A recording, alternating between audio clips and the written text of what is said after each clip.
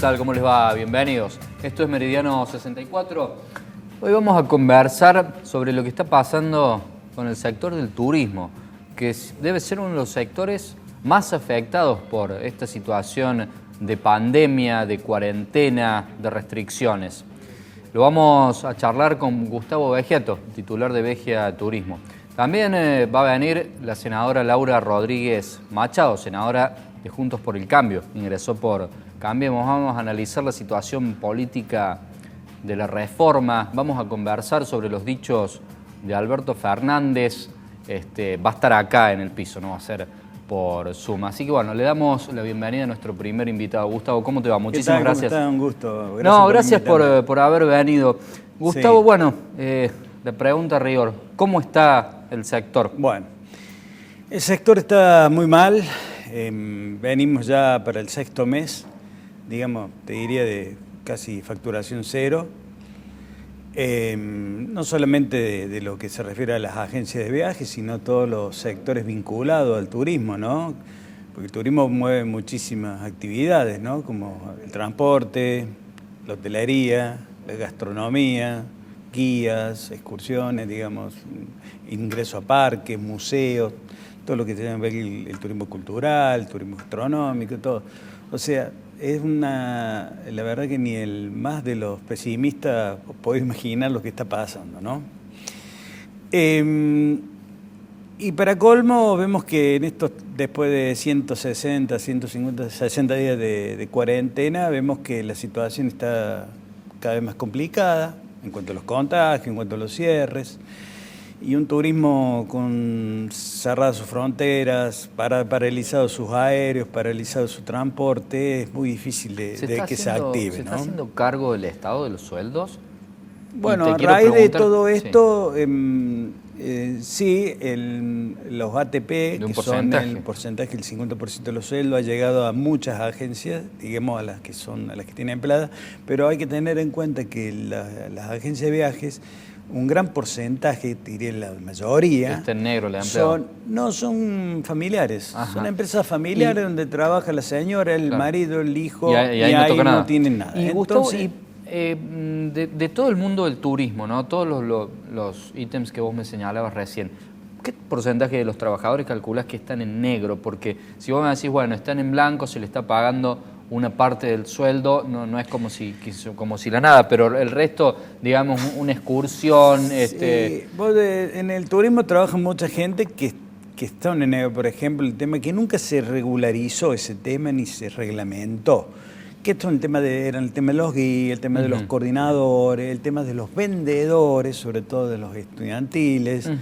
Todo ese tema nunca se reglamentó y eso sí han quedado desprovistos y que estaban en porcentaje, trabajaban por un porcentaje. Claro, por un porcentaje, donde ahí hay un serio problema y bueno, y eso es lo que está generando un montón de reuniones, un montón de, digamos, a nosotros nos nuclea el FAEBIT a nivel nacional y el ACAP en Córdoba, que bueno, son los que se reúnen permanentemente, nos reunimos permanentemente con Autoridad de la Nación de Turismo, principalmente, ¿no es cierto?, para ir consiguiendo beneficios como para minimizar el golpe, ¿no? O sea, moligerar. Ejemplo, sobre todo en lo que va a logros de impuestos, logros de, por ejemplo, con respecto a algunas... ¿Tienen que estar pagando prórrogas de los vencimientos. Después hay un proyecto de ley que te comento que tuvo media sanción en el Senado y que ahora lo trata diputado, donde hay algunos beneficios interesantes, ¿no? Como no pagar impuestos a los débitos créditos hasta fines del 2021, a todos los vinculados al sector. Que eso fue otro de las que se logró, incluir a distintos actores dentro del turismo, que antes no estaban incluidos, que son los guías, que son el transporte, los ómnibus de turismo. Entonces, ahí sí se está logrando conseguir algunos beneficios para todo. Pero que te digo, cuando vos tenés un ingreso cero, claro, cualquier cosa. Por más que sí, sirve para minimizar, pero nunca va a dejar de tener el problema. Bueno, y eso es lo que estamos hoy viviendo, ¿no? Gustavo, suponete que mañana Alberto decide permitir el turismo. ¿Cómo crees que reaccionaría la gente? ¿Cómo crees que reaccionaría el mercado? ¿Se empezaría a consumir? La gente cautela? reaccionaría muy bien, porque la gente quiere viajar. Yo diré que el turismo hoy es una necesidad de la gente. Y nosotros lo estamos viviendo, que permanentemente tenemos consultas de que quiere viajar y que si va a haber temporada y que si no va a haber temporada. Entonces hay que medir, si vos tenés que... Este es el único país donde todavía los vuelos domésticos están totalmente paralizados. El único. Brasil con todos los problemas que tiene la pandemia, vuelos normales, en Uruguay, en Chile, en todos lados con ciertas restricciones, pero hay vuelos internos. Acá todavía no. Lo único que ¿Se puede garantizar la seguridad en un vuelo? Digámoslo. Sí, yo creo que todo tiene su riesgo, pero vos no podés tener la economía, el turismo parado esta cantidad de días, ¿no es cierto? Tenés que tomar algún riesgo. Yo creo que hay ya instalados 9 protocolos fijos para el turismo, ¿no? Tanto es en lo que sean los vuelos, los hoteles, son todos los que normalmente conocemos, de distanciamiento social, lavado de manos, protocolos, digamos, en los hoteles, por ejemplo, del desayuno en la habitación, un sinnúmero de no usar los amenities, o sea, los servicios de los hoteles por ahora. Y lo mismo que en los vuelos, están usando lo que es la clase business como económica para permitir mayor que los que van en familia, por ejemplo, un grupo familiar, sí van juntos. Pero, por ejemplo, vos, si vas solo, te dejan un espacio, una butaca sin por usar. Sí, en esos protocolos. Bueno, eso es lo que se está usando. Pero los vuelos en general están funcionando a un porcentaje, pero están en todos lados. Acá todavía no. ¿Pensás que se están perdiendo una buena oportunidad por el precio comparativo del dólar oficial, más el impuesto que está en unos 100 pesos contra el blue en 140? Claro, quizás te digo que lo único tentador que ha sido para vender viajes a futuro ha sido un tema del dólar, porque vos estás pagando un dólar a 77 pesos, oficial, más el impuesto país, que el impuesto país no es el 30%. En turismo el impuesto país resulta un 22%. ¿Por qué? Porque los aéreos, el impuesto país no es sobre la tarifa total, sino es sobre la tarifa sin los impuestos. Entonces, que cuando vos haces es un 20%, resulta ser que el impuesto país es un 18% en los aéreos, un 20%, y en los hoteles se toma sobre el neto a girar. ¿Qué quiere decir? Un hotel que te llega a vos en $100, ¿cuál es el neto que se gira el operador mayorista? Es sobre eso vos tributás, que es un 20% menos. O sea que en realidad, barato. Sobre un paquete turístico el impuesto país es alrededor de un 21%, 22%. Por ejemplo, entonces eso, si vos tomas 77 más ese 22%, estamos hablando de un dólar de 95, 96 pesos para el turismo, contra un dólar de 135, eso es lo tentador. Exacto. Y que ha habido flexibilizaciones de las compañías aéreas y además de los hoteles, donde te permiten comprar noches de hotel que vos las podés usar. Si la cadena hotelera tiene establecimientos en distintos lugares del mundo, lo podés usar donde vos quieras y cuando quieras. ¿Sí? Gustavo, ¿se puede hacer eso, por ejemplo, hoy con un vuelo, por ejemplo, a Miami o a Roma? ¿Y a qué precio? O sea, ¿cuánto costaría hoy comprar un vuelo a Miami, a Roma? Mira, aproximadamente. Ahora han puesto unos vuelos especiales que no son regulares, ¿no? Que como te decía, al cancelarse los vuelos regulares que iban a comenzar el 1 de septiembre, había mucha gente que había comprado para salir, con ofertas, ¿no? Por ejemplo, Miami, $600, a Europa, 68.000 pesos. Dividirlo en dólar, que si vos hoy en día $600, o sea, estaríamos hablando de menos de 60.000 pesos para ir a Miami. Sí, se compró sobre todo cuando salió el hot sale. ¿Esto es con los impuestos incluidos? Sí. Llegaron a valer eso. Claro. Ahora Depende, hay muchos precios, depende la cantidad o digamos cómo esté la ocupación del vuelo, del avión. Mientras más se ocupa, más crecen los precios. Lógico. ¿Qué les ha dicho el gobierno? ¿Hay miras para reactivar el sector en algún momento? Se había hablado del 1 de septiembre, se había hablado antes de agosto. Nosotros estuvimos luchando por una ley de emergencia del turismo, pero no. Lo que sí salió una ley de fomento al turismo. Que esta ley de fomento al turismo principalmente es un beneficio para todos aquellos que compran antes del 21 de diciembre paquetes nacionales para viajar en el 2021. Una vez que vos compraste ese paquete familiar, presentas la factura en Turismo de la Nación y te devuelven el 50% de lo que gastaste en una tarjeta de Banco Nación para que vos lo puedas usar en toda actividad inherente al turismo. Que eso es bueno para fomentar el turismo nacional, pero lo que sí quedó flaco en lo que es la ayuda a las empresas que están quebrando. Te digo que hoy podemos hablar de un 40% menos de agencias de viajes, ¿sí? Han cerrado muchísimos hoteles que no van a abrir, y hay que ver cuando esto se reactive, si vos trabajas en un establecimiento hotelero a un 50%, si te dan los números. Porque vos para mover un hotel necesitas luz, camas, un montón de costos que no sé si lo cubrí con el 50%. O aumentar la tarifa de forma tal que va a ser inviable ir a un vas a estar hotel. con el 50% de ocupación. Gustavo, te agradecemos por haber formado parte de Meridiano 64. Quedan nuestras puertas abiertas y esperemos que pronto puedan reactivar el sector, lógicamente tomando todas las medidas de seguridad. Y un saludo a Laura Rodríguez Machado. Serán dados. Nosotros hacemos una breve pausa. Tras ella, ya lo dijo Gustavo, la senadora Laura Rodríguez Machado con nosotros.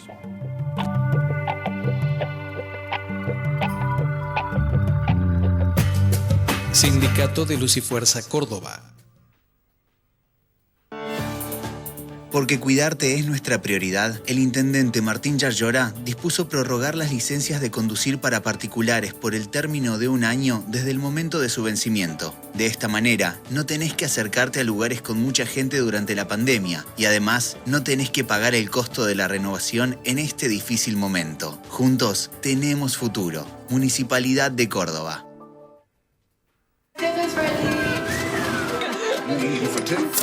Aprendimos a disfrutar los momentos que siempre estuvieron ahí. Y ahora se sienten mejor que nunca. Mantén tu auto en forma en los talleres de ABEC, el concesionario oficial Citroën Peugeot más grande de la provincia de Córdoba. Número 1 en calidad de atención y servicio gracias a nuestros mecánicos y equipamiento especializado. Junto al stock de repuestos oficiales más grande del país para ambas marcas. Servicios programados, chapa y pintura, tren delantero, frenos y todo tipo de chequeos integrales. Que de tu auto se encargue un experto. El mejor servicio postventa Citroën Peugeot lo encontrás en ABEC.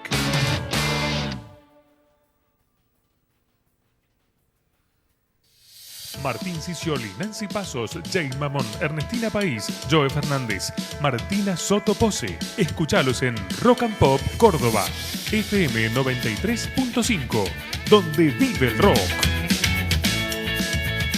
La decisión individual es fundamental para cortar la cadena de contagios. Por eso, antes de salir, pensá con responsabilidad si es realmente necesario. Cuídate y cuida a los demás. El esfuerzo tiene sentido.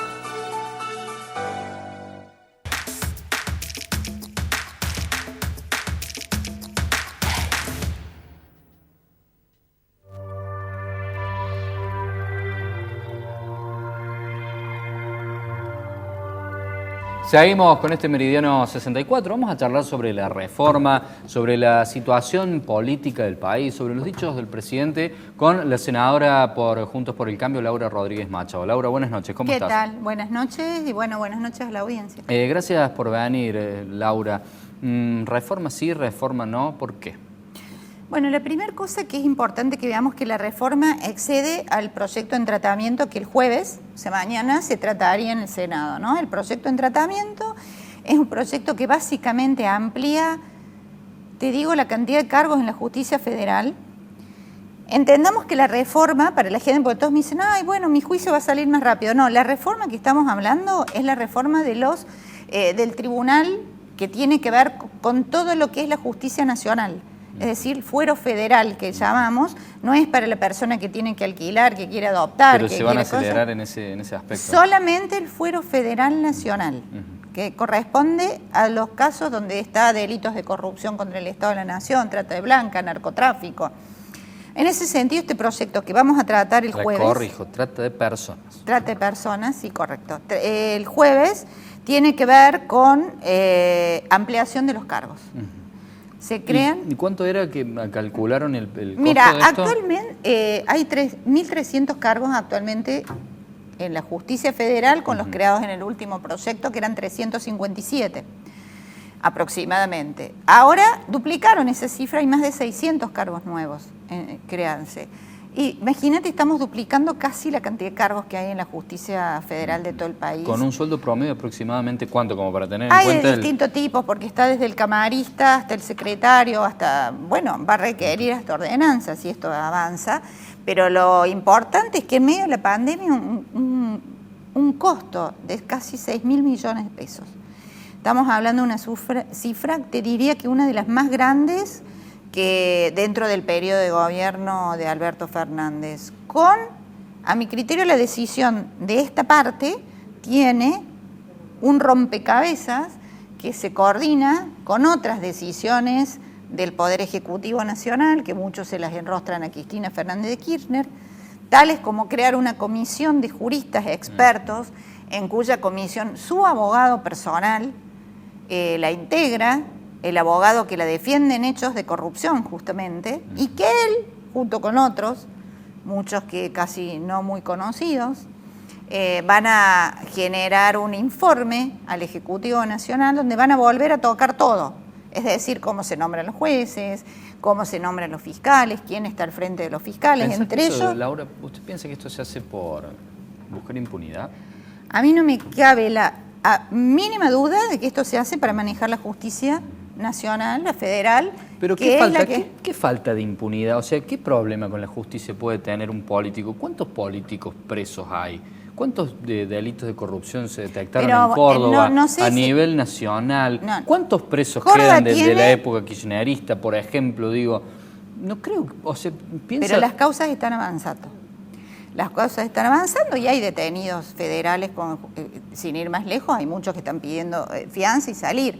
Pero acá el principal problema es muchos de ellos durante la época kirchnerista que tienen infinidad de juicios por corrupción y que esos van avanzando. Creo que una característica de nuestro país es que un político que ha robado no va preso. No sé, con la justicia que le querramos poner. Hay políticos que han ido presos. Pero yo conozco, pero los hay. Sí, los hay. Después salen, no sé si en función de los que... A ver, con tu razonamiento vos me estás diciendo, mira, la justicia ya es impune. La justicia ya no actúa. Entonces... Desde mi punto de vista. No hace falta una reforma. Yo te diría que esta reforma la va a hacer peor, ¿sí? No mejor. ¿Se puede estar peor todavía? Se puede estar peor, claro que sí. Laura, sobre los dichos del presidente y la comparación del COVID-19 con Macri, ¿te parece un buen momento? Él los desmintió. A ver, ¿es una sobre que mueran los que tienen que morir? No, sobre lo que dijo el presidente, que Macri, digamos, el COVID-19 no era tan malo como Macri, la pandemia. Bueno, la verdad que, primer cosa, yo creo que no hay que criticar ni comparar, hay que generar acciones concretas. Él cada vez que opina se la pasa diciendo que con Macri hubiera sido peor. Yo creo que en breve vamos a tener claramente los números de lo que fue durante el periodo del presidente Macri, muchas cosas que hubo algunos problemas claramente en la economía, eso no lo desconoce nadie, pero lo que está pasando ahora es tremendo. Por supuesto que mucho tiene que ver el COVID, pero mucho tiene que ver con la falta de olfato económico, de cómo un país genera mejores condiciones para la economía, para mejorar la calidad de vida y para insertarse en el mundo. Simplemente es eso. ¿Hacia dónde vamos? Mira, la verdad que aún estamos hasta un régimen de gobierno donde el presidente, a pesar de que ahora hay Congreso Nacional, gobierna con decretos de necesidad de urgencia, 44 en el último tiempo. Bueno, Macri también tenía muchos, No en esta proporción, 7 veces más tiene el actual presidente, 7 veces más que lo que en ese momento el presidente. ¿Sí? 7 veces más en este periodo, no lleva un año todavía. Así que calcula vos la diferencia. Está bien, los primeros fueron ingresados todavía cuando no estaba el Congreso Nacional, que fueron los primeros decretos que generaron la cuarentena o el aislamiento social preventivo y obligatorio, pero después ya empezó a funcionar el Congreso y todo se maneja por DNU prácticamente, todo. Esta cuestión de las comunicaciones, la ley del alquiler. ¿Lo ve mal lo de las comunicaciones? Absolutamente. O sea, ¿no le parece que tendrían que ser un servicio público? No. A ver, una cosa es un servicio esencial, con las particularidades que yo también creo que todas las comunicaciones tienen que llegar a la mayor cantidad de gente, eso es obligación del Estado. Pero lo que está generando es, todo lo que es las comunicaciones, la tecnología, se genera mucho por competencia. De hecho, actualmente te llaman a tu teléfono distintas empresas que te ofrecen distintos servicios y dicen, mire, le ofrecemos esto, le bajan los costos. La competencia entre sí genera la mayor incorporación de tecnología y genera la baja de costos. Esto es así. Él dice, acá no va a haber competencia, yo voy a decir los precios, lo que salga. Yo voy a decir cuánto hay que abonar y cuánto tiempo. Eso va a generar automáticamente un retroceso en esta competencia que los autos genera, que mejoren, que se ofrezcan de distinta manera, en vez de decir, bueno, que la competencia, como pasa en todas partes del mundo, genere la mejora, y yo desde el Estado me voy a encarar a los que no pueden, sí que también tenga tecnología, no para todos por igual. Muchos dicen que es un enfrentamiento con el Grupo Clarín, y como mira siempre desde el AMBA, la Argentina, no ve que en el interior, como en Córdoba, hay cooperativas que venden ese servicio, que tal vez un precio unificado generen que tengan que cerrar a todas las cooperativas del interior, donde compiten con la nada, porque hay cooperativas que le venden en pequeños pueblos y ciudades, que no podés comparar con lo que hace un grande proveedor o un gran, una gran empresa en la ciudad de Buenos Aires. Es incomparable una cosa. ¿Pensás que siempre debería manejarse con libertad de mercado? Es decir, ninguna regulación. No, sí, claro. Hay regulaciones antimonopólicas, hay regulaciones de competencia, hay regulaciones de transparencia, hay regulaciones de derechos del consumidor. Eso sí. Pero eso es una cosa. Lo que él dice, yo voy a fijar los precios. Ninguno va a modificar nada sin que yo diga que está bien o que está mal. Eso es totalitarismo, eso es evitar la única forma de que estas tecnologías progresen. Son dos cosas muy distintas. No, él lleva un extremo, dice, me enteré que hay 6.000 personas que no tienen internet, entonces ahora además regulo todo. No, o sea, lo pudo haber solucionado. De hecho, las grandes obras de fibra óptica en la Argentina se hicieron durante la gestión del último gobierno, que aumentó la cantidad de conectividad en lugares donde antes no llegaba. ¿Cómo toma la foto de Macri veraneando? No, él en este momento. Él no está veraneando en este momento. Él fue nombrado en un cargo que en Europa sigue funcionando el mundo, no es como acá que nos tienen encerrados. Para un cargo donde le pidieron que tome posesión. Él hizo 15 días de cuarentena en un país de la Comunidad Europea previo a entrar a Suiza y después el resto de los días fue, ¿sí? El objeto de esa reunión, de ese viaje, tuvo ese objeto. Si en el medio él salió a comer, si qué sé yo, no es que se va solamente vacaciones. Bueno, le pongamos alguna fracción que a usted le parezca de veraneo y otra de trabajo, pero ¿cómo lo toma? Por más que no tenga una función de gobierno, porque ha habido mucho fuego amigo en esto. Muchas personas allegadas a la coalición política lo han visto mal. Mire, el expresidente Macri no tiene en este momento una función de gobierno. Es más, ha intentado mantenerse alejado de cualquier comunicación política, pública, que genere algún desequilibrio entre su opinión y lo que está haciendo Alberto Fernández. De hecho, él se comunicó con Alberto Fernández para apoyarlo en la decisión de la cuarentena y se desvirtuó esa comunicación absolutamente. Si queremos nosotros correr el eje de la tormenta y decir, mire, que una persona haya sido expresidente y decida salir del exterior es porque nosotros tenemos un prejuicio, ¿sí? Un prejuicio muy afincado, donde la única cuestión de estar pendientes de una situación es estar metido dentro del problema. Creo que es un tema de prejuicios, creo que en esta situación lo que hay que ponerse a ver claramente es lo que hacen los que están acá, sobre todo. ¿Cómo ve el panorama electoral para el año que viene? ¿Se vislumbra un apoyo al gobierno, un rechazo? Bueno, Córdoba siempre votó un poco distinto, ¿no? Hoy salió la noticia que las PASO estarían confirmadas, con lo cual estaríamos votando a mediados del año que viene. Creo que ni siquiera agosto, falta un año. Tercer domingo de agosto. Tercer domingo de agosto. En Córdoba yo creo que los cordobeses hemos valorado en las urnas la gestión del presidente Macri en relación a todo lo que significó como reconocimiento, no solamente político, sino en los hechos, la devolución de vuelta del 15% de la coparticipación, crear un hub turístico en el aeropuerto de Córdoba para mejorar el turismo local, coordinar las diferencias de la caja de jubilaciones que había antes presupuestariamente, devolver los fondos viales y pudimos retirar la tasa vial que la habíamos tenido que poner porque esos fondos no llegaban. Y así podemos decir infinidad de obras que se realizaron. Estimo que para Córdoba vamos a hacer una buena elección, todavía no sabemos quiénes van a ser los candidatos, obviamente. Son elecciones de medio término, son solamente elecciones legislativas y yo creo con esta gran movida que los argentinos sentimos que el Congreso tiene que dejar de ser una escribanía, es decir, que levanten la mano si importa el tema. Senadora, le agradecemos por haber formado parte del espacio, por esta charla a agenda abierta, como siempre, y quedan las puertas de nuestro programa a su disposición. Bueno, muchísimas gracias y buenas noches. Nosotros nos despedimos hasta la semana que viene. Siga compartiendo la pantalla de Canal C hasta entonces. Muchas gracias.